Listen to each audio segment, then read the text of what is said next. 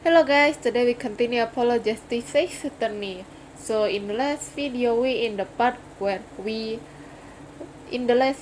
saw a scene of the past scene, the trial 7 years ago. Load 3 April 27 a.m. District Court, Defendant Lobby number 2. Phew, okay. It's been a long time since I felt like such a rookie. Had to try and relax. Good morning, Mr. Enigma. I'm sorry to have sprung this on you so suddenly. I received the file from your previous attorney only yesterday. Honestly, I'm not entirely sure I'm prepared. I understand I am asking the impossible of you. Yes, well, you haven't really told me what happened yet. All we did was play cards. And that was enough. Actually, it wasn't. Trust me. Ooh, my god, so cute! Ooh, good morning, Daddy. So cute!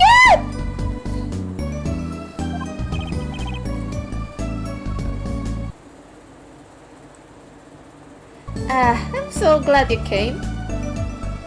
You okay, Daddy? I can't. Calm down, calm down. Okay. You okay, Daddy? They picking on you?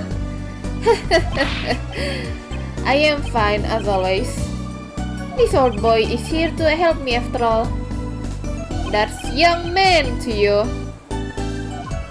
Good morning. That's a cute outfit you have on. Thanks! My first show today after all. Oh, I'm sure it is.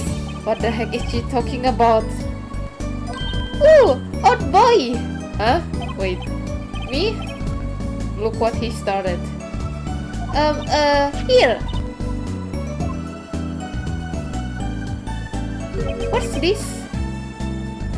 I don't know. I just got it over there in the hall. They told me to give it to the old boy in the blue suit with the spiky hair. They said it was really important. What's this? A memo for you or some such? Not from the looks of it. What is this? Looks like a page from someone's diary. I give it a read later. Well, how do you feel about the trial today? We get through it, somehow. Incidentally, the prosecutor today is a new guy, I hear. An easy win then, yes. They're calling him a true thoroughbred in the history of the prosecutor's office. Of course, there's one of those every year. A switching of attorneys just before the trial. I know it is a difficult situation I put you in. But allow me to say one thing, Mr. Wright. Yes? They will not be able to pronounce me guilty today. So, do your best, but do not worry. First time a defendant's ever given me a pep speech.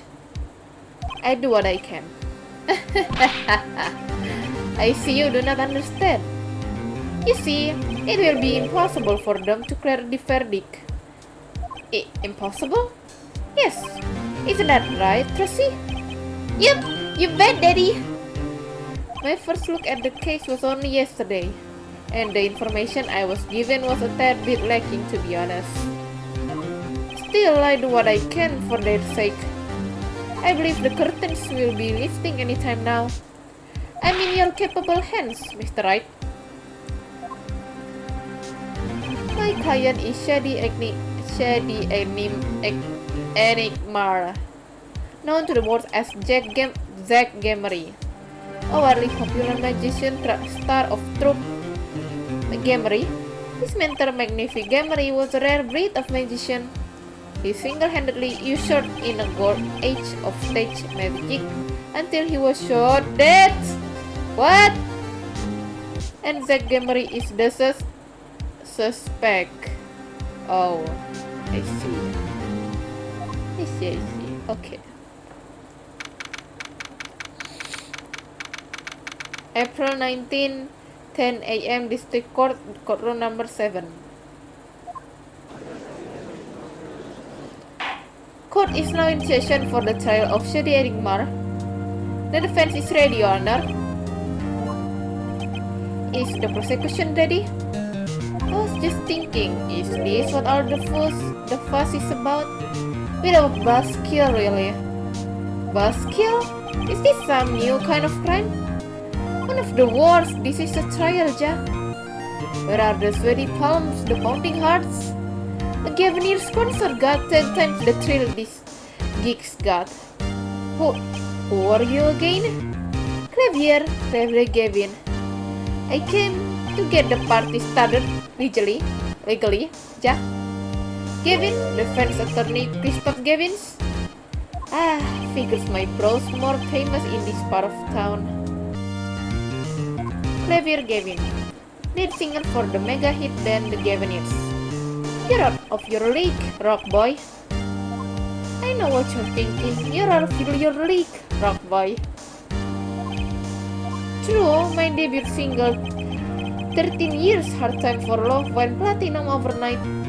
But that's just a hobby for me to compare to this, Ja. Talkative, aren't you? I like your rock accent, by the way. I'm just getting warm up. Here, attorney Wright. Perhaps you will be so kind as to fill us in on the case. Acting, baby. Time to call on the opening act. What was his name again? Yes, Detective Gumshoe. Hit!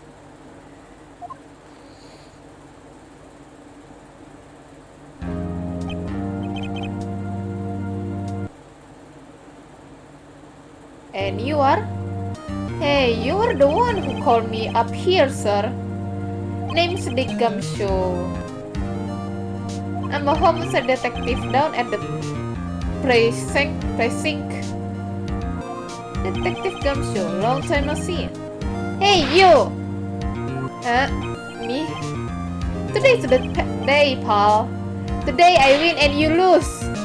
I got confidence in my testimony today, see?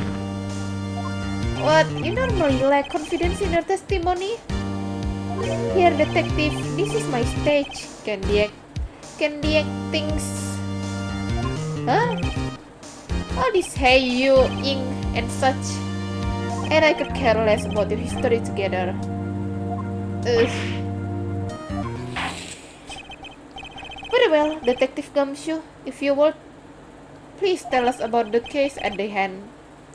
It happened 6 days back in a room at the General Hospital.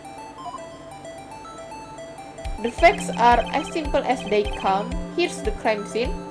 The victim was a patient asleep in a hospital bed. The killer comes in, puts a pistol to his forehead, and bam, the lights out. That's the fact. Not so long ago, the victim, Magnifi Gramarye, was a famous man. He had the entire country under his magical spell, as it were. Yes, the grand magician. He retired years ago, though. Say the name Magnifi to one of my generation and you'll be lucky to get a blank stare. Yes, though I'm sure the youngsters today know his disciple even better. I dare say Troop Gramarye has made quite a name for themselves. Anyhow, the retired Magnifi has been in the hospital for the last year. What was it? A male ignorant tutor of something. Doing something to his liver, I think, yeah. A malignant tumor, perhaps. In other words, he had liver cancer. He had only 3 months left to live, in fact. The facts do seem simple enough, but something's not right. The victim was already climbing a 3-month stairway to heaven. Why not wait for him to knock on heaven's door? Why should him? I won't have put it quite so literally, but it's true. Why make the effort to commit murder when the victim was about to die? Incidentally, the victim had a serious case of diabetes.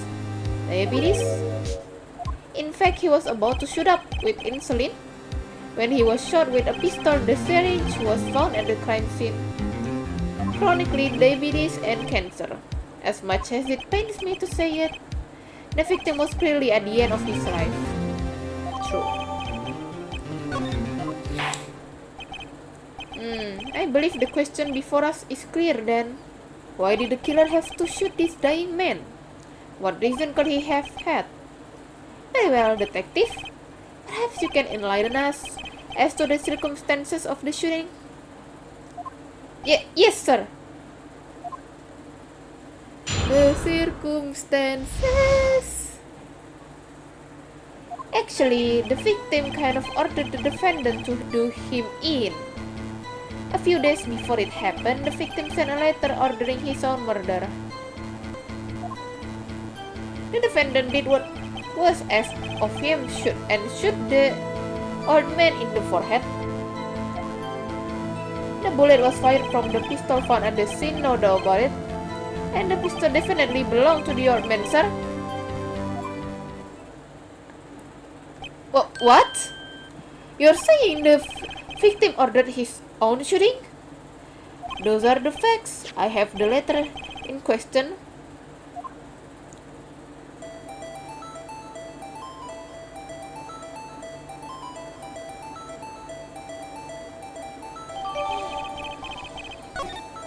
Very unusual indeed. Although it could such a thing as a letter really cause one to pull the trigger, I wonder.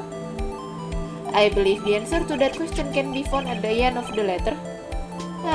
You cannot refuse, and we both know the reason why. Detective Ganshu, can you explain this to the court? Unfortunately, even the defendant won't say a peep about that a bit, sir. One thing bothers me about this. Why didn't he just say 11? Why have him come at 11:05 without some specific reason? The devil is in the details here, attorney. Well, was there some reason? As it turns out, there was.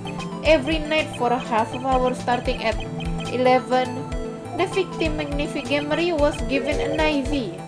An IV? There it is in the picture off to the side of the bed. At 11, the doctor will come to set up the IV. 30 minutes later, he will come back for the empty bag. This happened every night without fail. So that was the only time they could meet without the chance of an untimely interruption during his IV. Very well, shall we begin? Mr. Wright, your cross-examination, if you would. What's this reason he couldn't refuse, I wonder? He could have at least mentioned it to me.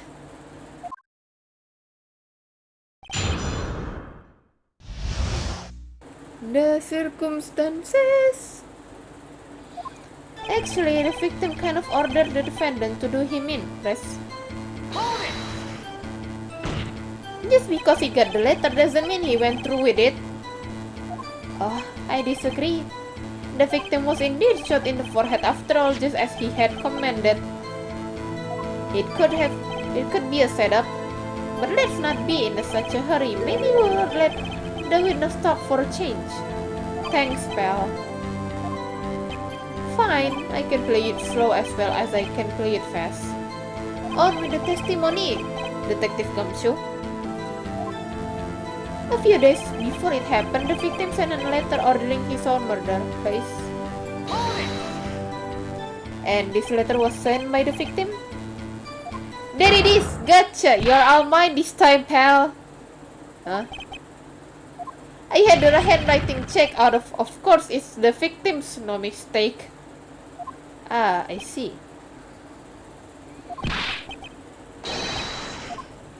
I didn't lose as I was just asserting the facts. So why am I so annoyed? But a letter ordering your own death.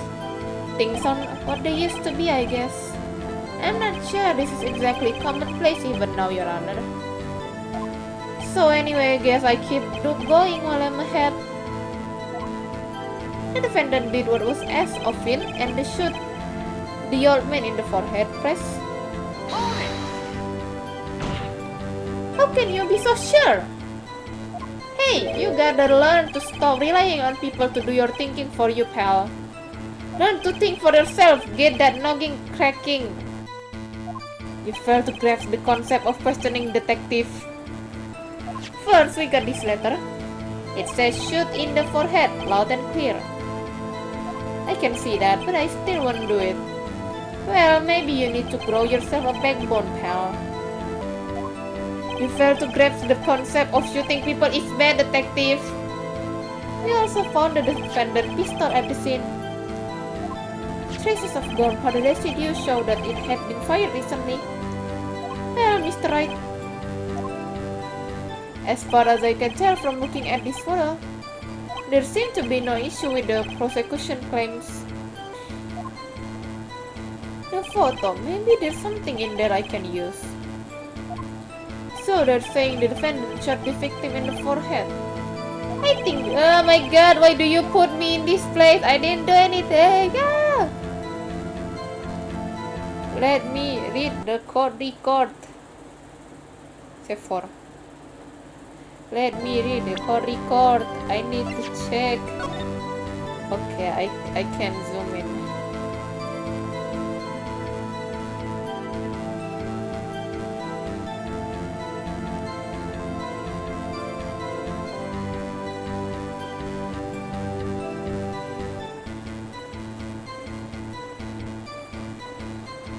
I think there's a hole in the prosecution argument. Clearly, Mr. Enigma. Okay.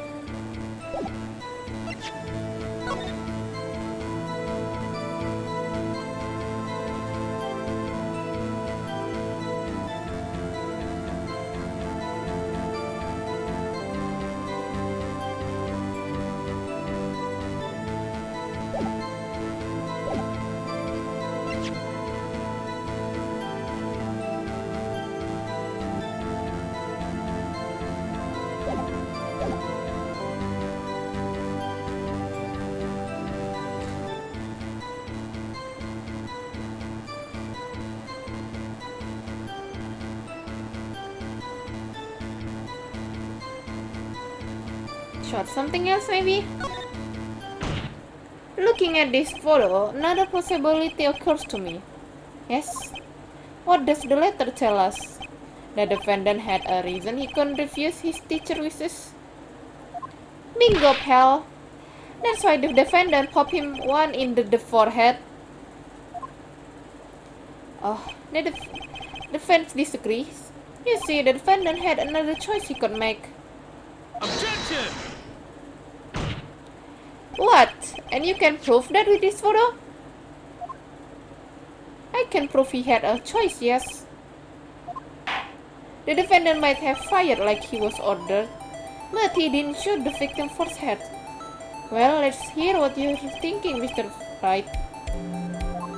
If he didn't shoot the victim's forehead, what did the defendant shoot? This one? Take that! The clown doll? Take a closer look, see? It's been a shot in the forehead too. Ah, there's a hole in its forehead. Yes, and then a hole in the prosecution claim. Objection! Huh, and I suppose you have a reason to as to why he shot the clown doll. He didn't just shoot the doll, he shot the doll's forehead. His forehead? Let's read the orders once more, shall we? You will shoot one shot square in the forehead. Which is exactly what he did. He shot the clown doll square in the forehead. The defense has raised an intriguing possibility. That hole in the clown's forehead, it definitely looks like it was shot. Bailiff, send someone to investigate this matter. Objection! I admit I am impressed. but I expected nothing less.